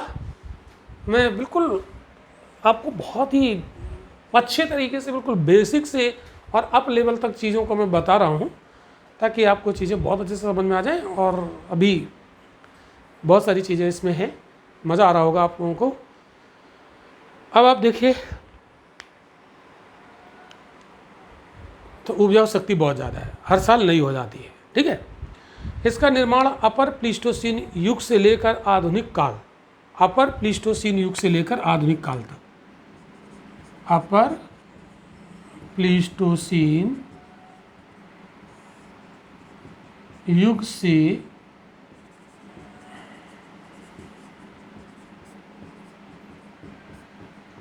आधुनिक काल तक इसका निर्माण हुआ है। बालू वगैरह, छोटे छोटे बहुत महीन कंकड़ वगैरह भी यहाँ पर मिलते हैं। और अब ये तो आपको पता ही चल गया कि कृषि के लिए बहुत ज़्यादा उपजाऊ है। दूसरी चीज़, इसमें अंडरग्राउंड वाटर का ये उत्तम संग्राहक है। अंडरग्राउंड वाटर यानी भूमिगत जल का उत्तम संग्राहक, ठीक है। मतलब जब बाढ़ आई तो बाढ़ का पानी फैल गया और वो पानी धीरे धीरे अंदर एब्जॉर्ब भी तो हुआ होगा। तो सबसे ज़्यादा अंडरग्राउंड वाटर आपको कहाँ मिलेगा? खादर रीजन में, ठीक है। तो भूमिगत जल का उत्तम संग्राहक है, ठीक है। तो आपने देखा जो जलोढ़ मैदान था इसका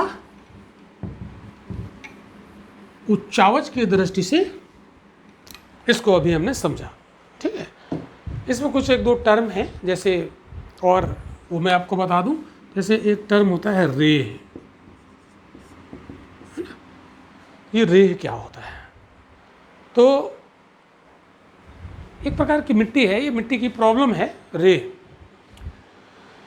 देखिए रेह मिट्टी ये पाई कहाँ जाती है? ये देखिए अनुपजाऊ होती है। पहली बात तो आप जानो ये अनुपजाऊ होती है। कैसी होती है? अनुपजाऊ। ये अनुपजाऊ होती है, इसमें फसल वगैरह उग नहीं पाती है। ये बनती कैसे है? तो अच्छा, दूसरा पॉइंट इसमें आप ये भी जानो, ये बांगर क्षेत्र की समस्या है। बांगर क्षेत्र की प्रॉब्लम है। अब जब हम बांगर, खादर, भाबर, तराई बोलें तो आपको कोई परेशानी नहीं होनी चाहिए, ठीक है।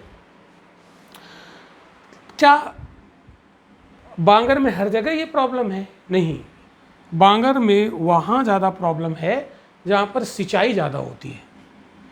तो जहाँ पर सिंचाई की अधिकता, सिंचाई की अधिकता होती है, वहाँ पर ये प्रॉब्लम देखने को मिलती है, ठीक है।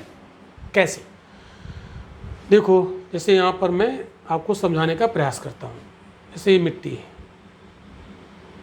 ये बांगर क्षेत्र की मिट्टी है, ठीक है। यहाँ पर डिपॉजिट्स हैं, ये मिट्टी जमा है, ऐसे ये गहराई तक मिट्टी होगी, है ना।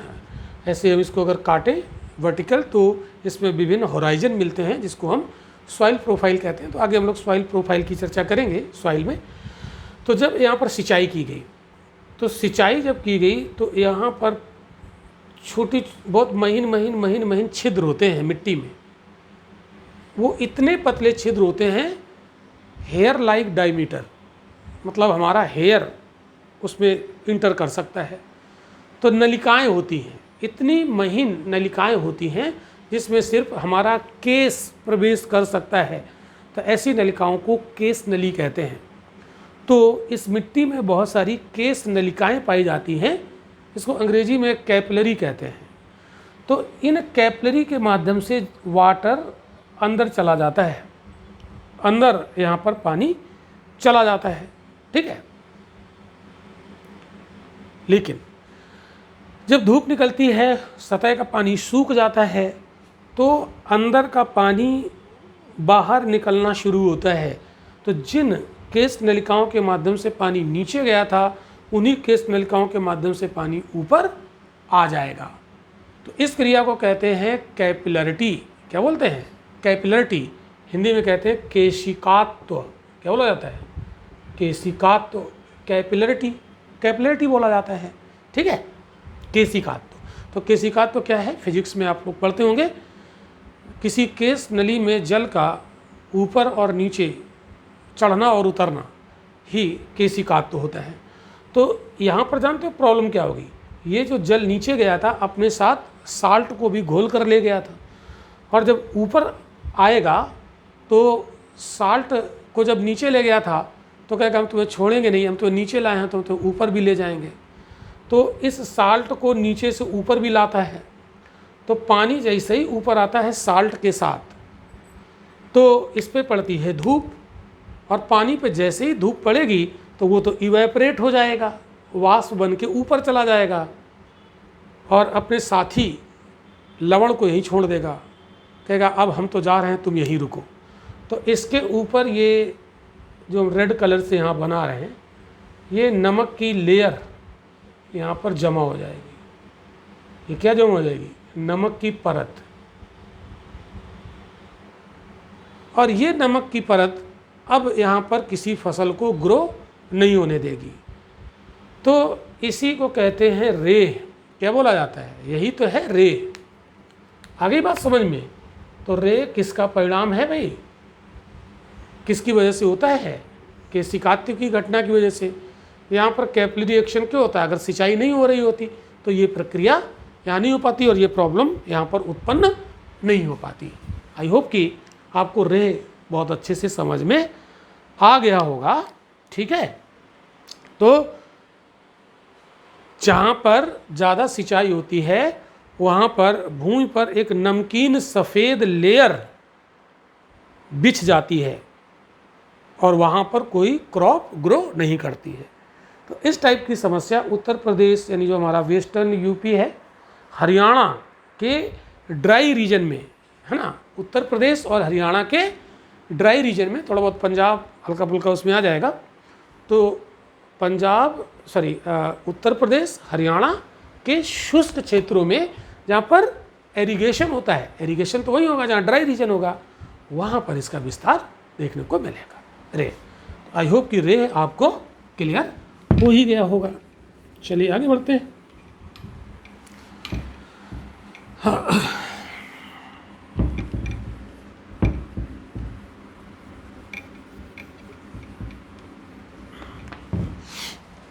अब एक चीज़ यहाँ पर और है, इसको हम लोग बोलते हैं भूर। यहाँ पर लिखता हूँ BHER, वैसे इसको भूर पढ़ते हैं। ठीक है, ये क्या है ना, इसको भी आपको समझ लेना होगा भाई, भूर क्या होता है।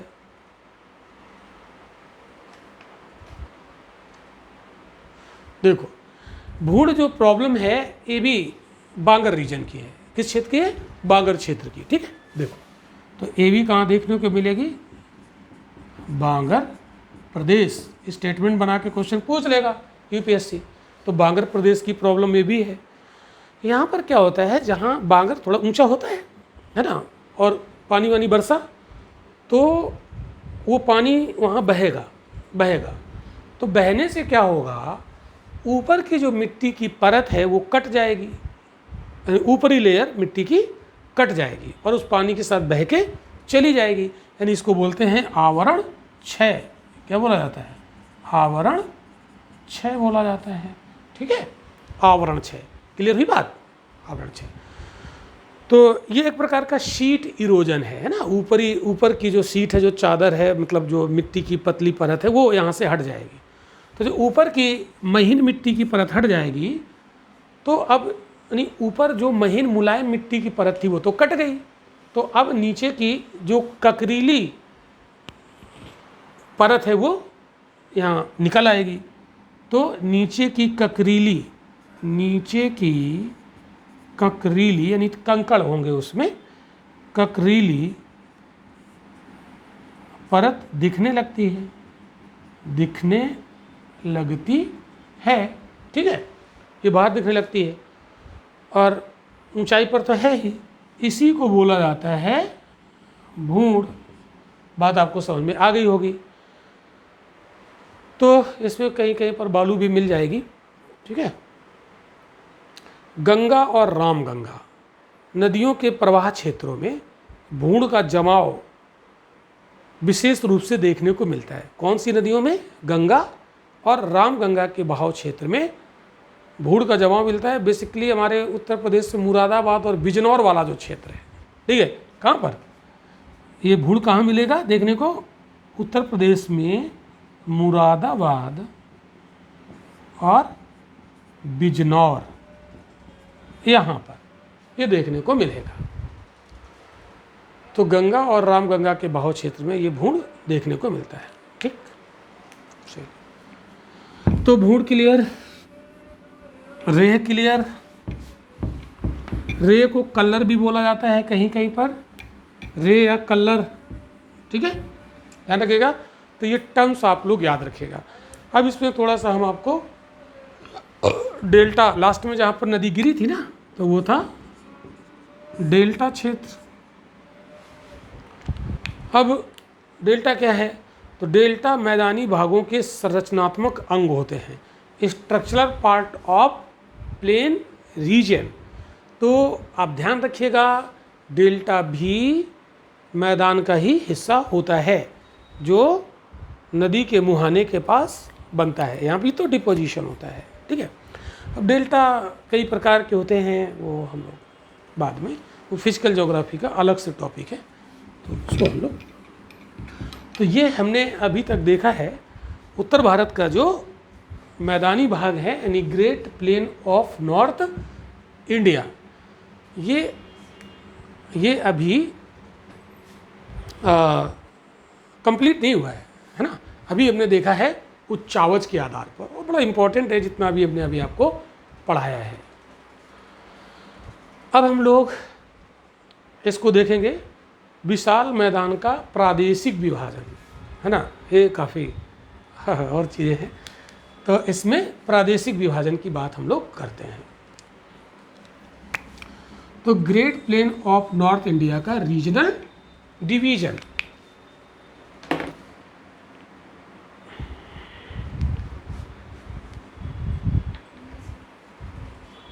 शेष है,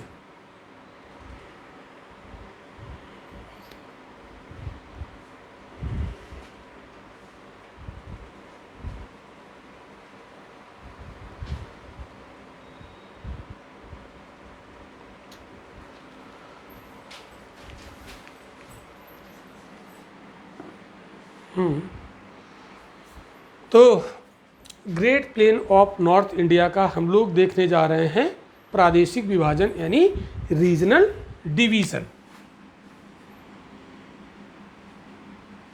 तो चलिए मैं इसको स्लाइड को चेंज कर देते हैं, 1 मिनट पहले समझ लेते हैं, फिर स्लाइड को चेंज करते हैं। तो प्रादेशिक विभाजन,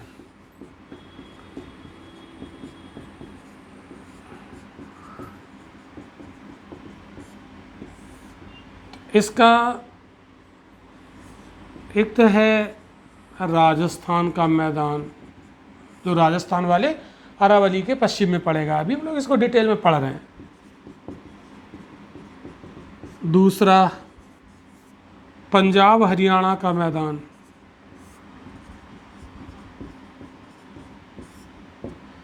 इसको हम सतलज का मैदान भी कहते हैं, क्योंकि वहाँ पर सतलज नदी का बहुत बड़ा रोल है, सतलज का मैदान, हालांकि और भी नदियों का रोल है।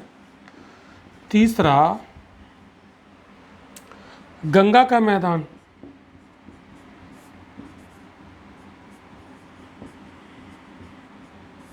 अब गंगा के मैदान के 3 हिस्से हैं, ऊपरी गंगा का मैदान, ऊपरी गंगा का मैदान, दूसरा मध्य गंगा का मैदान, मध्य गंगा का मैदान, और तीसरा निम्न गंगा का मैदान, निम्न गंगा का मैदान, और यहाँ पर चौथा है ब्रह्मपुत्र का मैदान।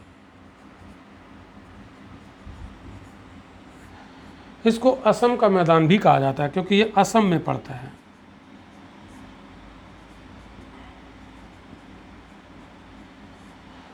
तो ये इसके प्रादेशिक विभाजन आप देख रहे हैं जो मैंने यहाँ पर लिखे हैं। अब इनको 1 बाई 1 करके डिस्क्राइब करना होगा, तो टोटल कितने हैं, 1 2 3 4 5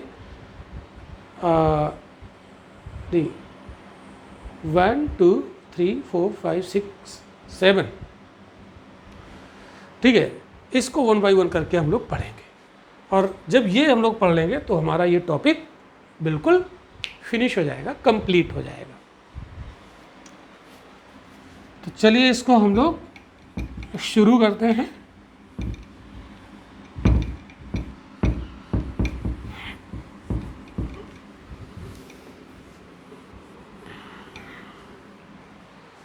इसके लिए कुछ स्लाइड्स का मैं प्रयोग करूंगा।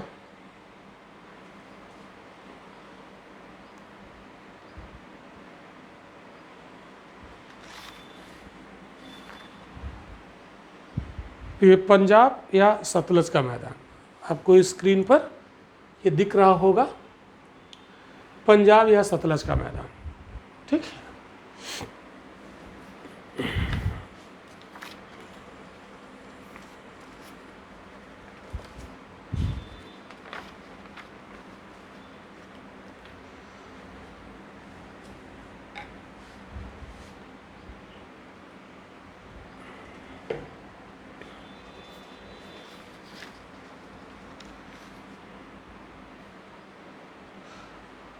तो ये देखिए इसमें दिखाया गया, अभी इसमें हम कुछ चीज़ें आपको बताएंगे।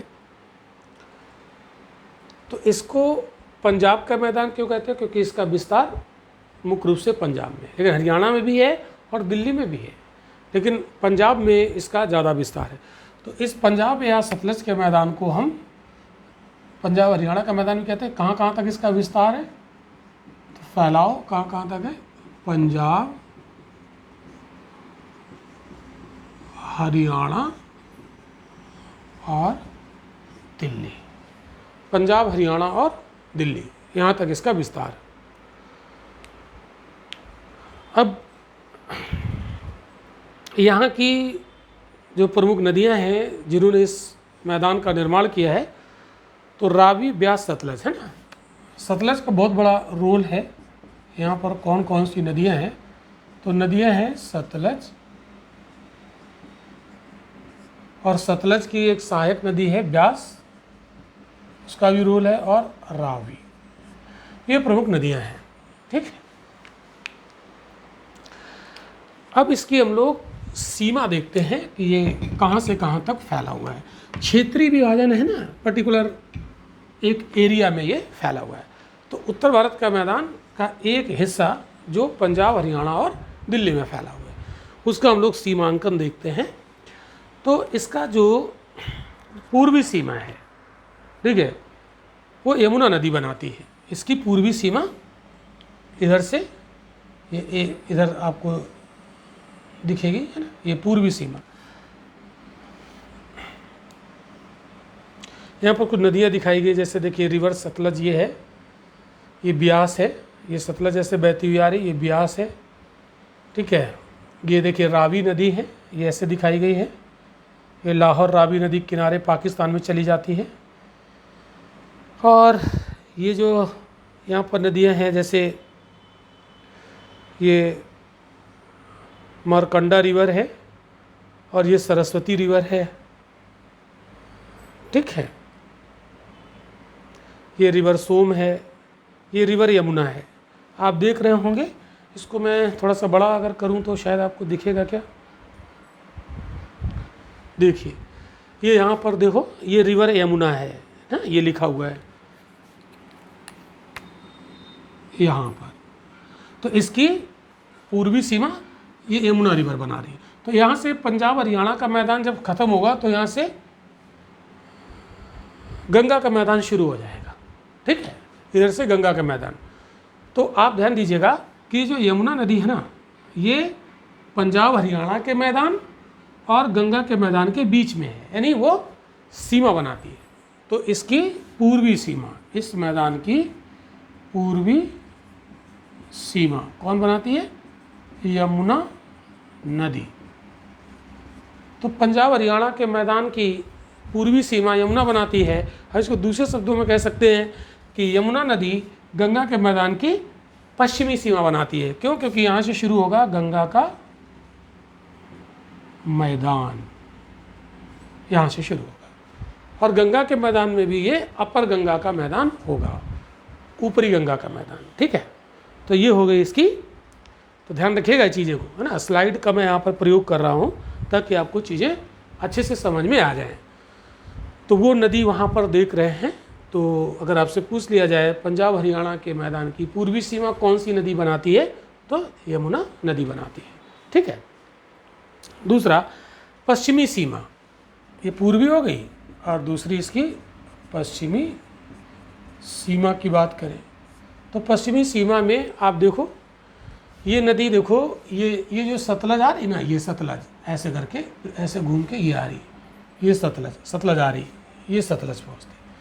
तो सतलज देखो इसके पश्चिम में आ रही, अरे ये सतलज जा रही। तो पश्चिमी सीमा ये सतलज नदी बना रही है, और साथ में ये रावी नदी, ये वाली, ये लाहौर उसके किनारे है, लाहौर। तो देखो पश्चिम में है दोनों ये। तो पश्चिमी सीमा कौन बनाती है? सतलज और रावी, सतलज और रावी नदी इसकी पश्चिमी सीमा का निर्माण करती है।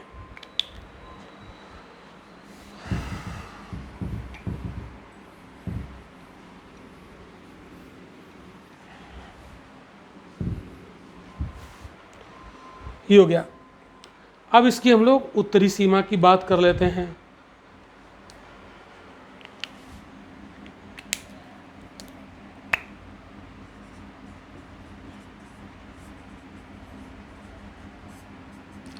उत्तरी सीमा, तो उत्तर में यहाँ पर देखेंगे हिमांचल होगा, है ना। इधर पंजाब है तो उत्तर में इधर क्या होगा, हिमांचल होगा। तो पंजाब और हिमाचल के बीच में एक 350 मीटर की समोच्च रेखा है, वही इसकी उत्तरी सीमा का निर्धारण करती है। तो 350 मीटर की कंटूर लाइन, समोच्च रेखा, इसकी उत्तरी सीमा बनाती है। मतलब समोच्च रेखा का मतलब क्या होता है, समान ऊंचाई वाले स्थानों को मिलाने वाली रेखा।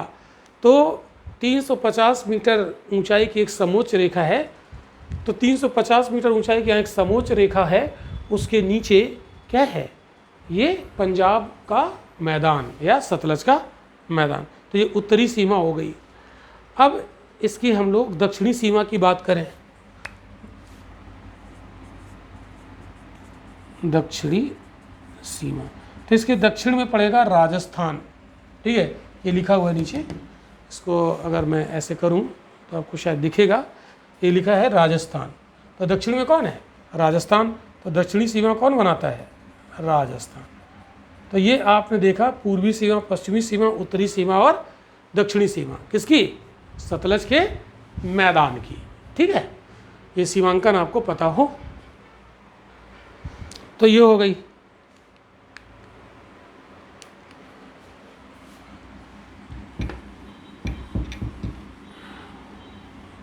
अच्छा, इसमें आपने देखा राजस्थान, राजस्थान इसकी दक्षिणी सीमा बनाता है। तो राजस्थान तो एक राज्य है, तो ये पॉलिटिकल बाउंड्री हो गई। दो प्रकार की बाउंड्री होती है, पॉलिटिकल बाउंड्री और फिजिकल या नेचुरल बाउंड्री। अब नेचुरल बाउंड्री, जैसे ये नदी है, ये नदी बह रही है तो ये नेचुरल बाउंड्री बना रही है, ठीक है। इधर देखिए यमुना, ये नेचुरल बाउंड्री बना रही, ठीक है। तो जब कोई नेचुरल साइड होती है, कोई माउंटेन भी हो सकता है, कोई वो रिवर भी हो सकती है, तो दो के बीच में अगर वो खड़ा है तो वो सीमा बना दिया, वो नेचुरल हो गया। और अगर वहाँ कोई दूसरा राज्य है तो वो राज्य कहता है कि यहाँ से यहाँ तक हमारा क्षेत्र है, तो वो हो गई पॉलिटिकल बाउंड्री। तो राजनीतिक सीमा और प्राकृतिक सीमा, दो प्रकार की सीमाएं होती हैं। एक बार ये यूपीएससी ने मेंस में क्वेश्चन पूछा था कि क्या राजनीतिक सीमा और प्राकृतिक सीमा सेम हो सकती है, ये मेंस में आया था क्वेश्चन, ठीक है। तो हो सकती है, वो कोई बड़ी बात नहीं है। बहुत जगह मान लीजिए पॉलिटिकल बाउंड्री है, वहीं पर कोई रिवर भी बह रही है, तो पॉलिटिकल बाउंड्री भी उसकी वही है और नेचुरल बाउंड्री भी वही है, तो सेम है, हो भी सकती है, ठीक। तो ये हो गया इसका। अब यहाँ पर अगर हम लोग नदियों की बात करें, नदियाँ तो हमने देखी नहीं, इसका अगर हम लोग प्रवाह क्षेत्र देखें, मतलब प्रवाह की दिशा, यहाँ पर नदियों के बहाव की दिशा क्या है, तो आप देख रहे हैं जितनी भी नदियाँ इधर से आ रही, इधर बहती हुई आ रही है ना, इधर से इधर आ रही, ये इधर आ रही है ये नदियाँ। तो इसका जो प्रवाह है ये उत्तर पूर्व से दक्षिण पश्चिम की ओर ऐसे आ रही है, देखो है ना, ये नदी की अगर दिशा देखें ना, ये ऐसे करके ऐसे आ रही है। तो ये क्या है, उत्तर पूर्व, और ये क्या है, दक्षिण पश्चिम, ठीक है। तो इसकी प्रवाह की दिशा क्या है, यहाँ पर उत्तर पूर्व से दक्षिण पश्चिम, ठीक है। तो सारी नदियाँ इधर बहते हुए आती हैं। लेकिन एक यहाँ पर अपवाद है, यानी ये यहाँ के मैदान का पानी इधर लेकर जाती हैं सारी नदियाँ, लेकिन एक अपवाद है। वो अपवाद क्या है, वो यहाँ पर देख लेते हैं, थोड़ा बड़ा करते हैं तो दिखेगा आपको। देखो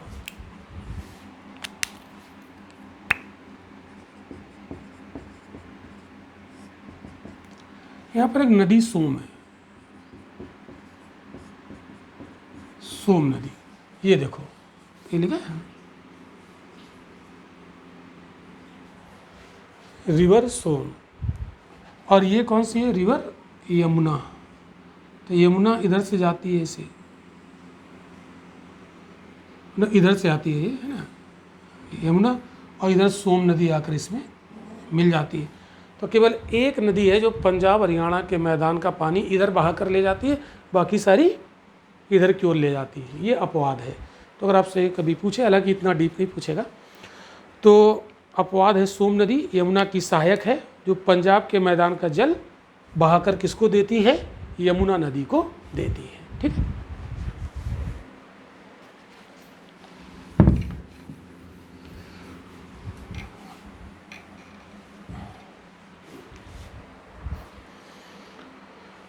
अब इसकी हम लोग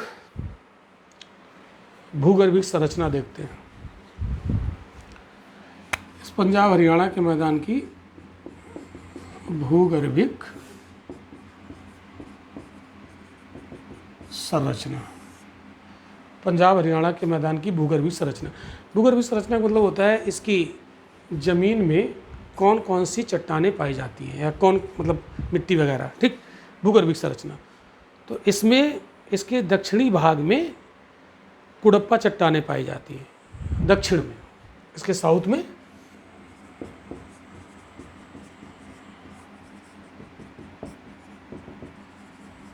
कुडप्पा चट्टानें, मुख्य रूप से ग्रेनाइट।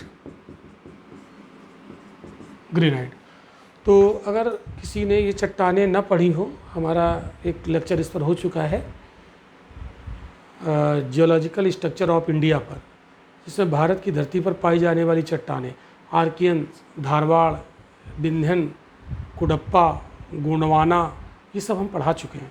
तो जिसने ना पढ़ा हो वहाँ पर लेक्चर देख सकते हैं रिपीट करके, तो ये समझ में आ जाएगा। तो इसके दक्षिण में कुडप्पा चट्टानें पाई जाती हैं, साउथ में। पंजाब हरियाणा के मैदान के दक्षिण में जब जाएंगे तो वहाँ पर मिलेंगी कुडप्पा चट्टानें। ठीक है, मुख्य रूप से ग्रेनाइट। और जैसे अब देखो, ये समझो ये क्यों मिलेंगी, इसको भी तो थोड़ा सा आप समझो कॉन्सेप्ट से। देखिए, अरावली पर्वत है यहाँ पर, अरावली का विस्तार जानते हो कहाँ है? गुजरात से शुरू होता है, राजस्थान होते हुए दिल्ली तक जाता है, दिल्ली तक। तो राजस्थान होते हुए दिल्ली तक जाता है, और दिल्ली में जो रायसीना हिल है, रायसीना हिल, वहाँ तक फैला हुआ है अरावली। तो अरावली तो दुनिया का सबसे पुराना पर्वत है, और उस पुराने पर्वत में ये पाई जाती है। ठीक है, तो इसलिए आप देखिए पंजाब हरियाणा के मैदान के दक्षिणी हिस्से में कौन सी चट्टानें मिलेंगी? कुडप्पा चट्टानें, मुख्य रूप से ग्रेनाइट। अब इसमें अगर हम लोग राजस्थान के अलवर के उत्तर में बढ़ें, अलवर डिस्ट्रिक्ट, राजस्थान का जो अलवर डिस्ट्रिक्ट है उसके नॉर्थ में जाएं, तो पंजाब हरियाणा के मैदान में आपको मिलेगी क्वार्टजाइट चट्टानें, क्वार्टजाइट। तो राजस्थान में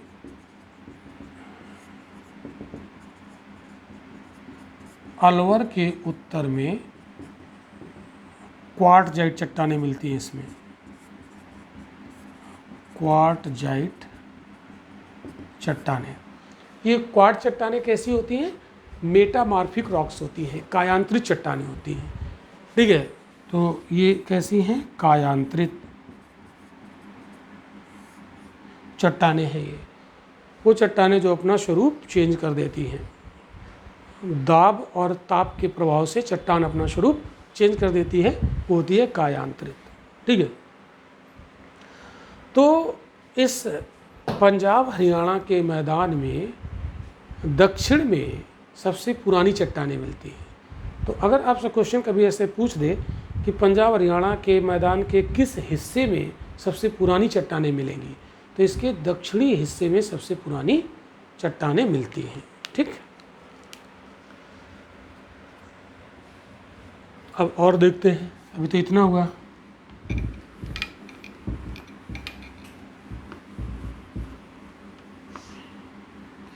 भूगर्भिक संरचना में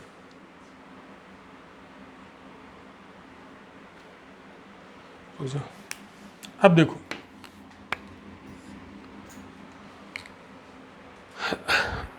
जहाँ से मैदान कहाँ से शुरू होता है? जहाँ से शिवालिक खत्म होता है। ठीक है, तो शिवालिक के दक्षिणी फुट हिल में टर्सरी चट्टानें पाई जाती हैं। इसके शिवालिक के दक्षिणी फुट हिल में टर्सरी चट्टानें, टर्सरी रॉक्स पाई जाती हैं। ठीक है,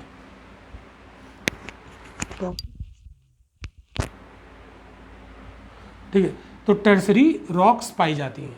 ठीक है, तो ये टर्सरी रॉक्स जैसे सैंड स्टोन हो गया, है ना, लाइम स्टोन हो गया, स्लेट हो गया, है ना, तो इसका उदाहरण के तौर पर क्या लिख सकते हो, सैंड स्टोन, लाइम स्टोन, ये यहाँ पर मिलते हैं। और इस मैदान का जो बीच वाला हिस्सा है, मध्यवर्ती मैदान, वहाँ पर पाई जाती है alluvium in the central plain. इसके मध्यवर्ती भाग में जलोढ़ पाई जाती है। तो इसके मध्यवर्ती हिस्से में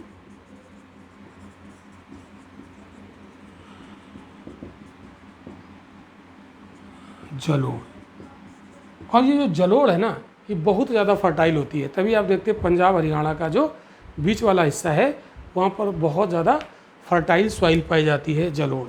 ठीक है, तो खादर वगैरह होगी।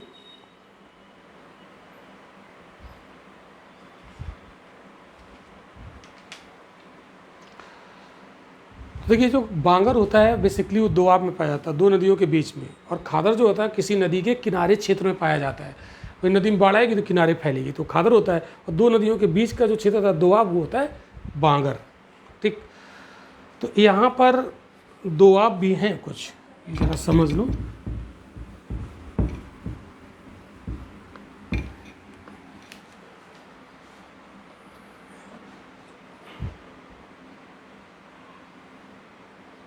यहाँ पर कुछ दोआब हैं, जैसे बारी दोआब, बारी दोआब, ये दो नदियों के बीच का क्षेत्र, ये बेसिकली बांगर होता है। ठीक है, ये रावी और ब्यास के बीच में, किसके बीच में, रावी और ब्यास नदी के बीच में। तो यहाँ रावी का रा और ब्यास का बारी, बारी दोआब। दूसरा बिस्ट दोआब, बिस्ट दोआब।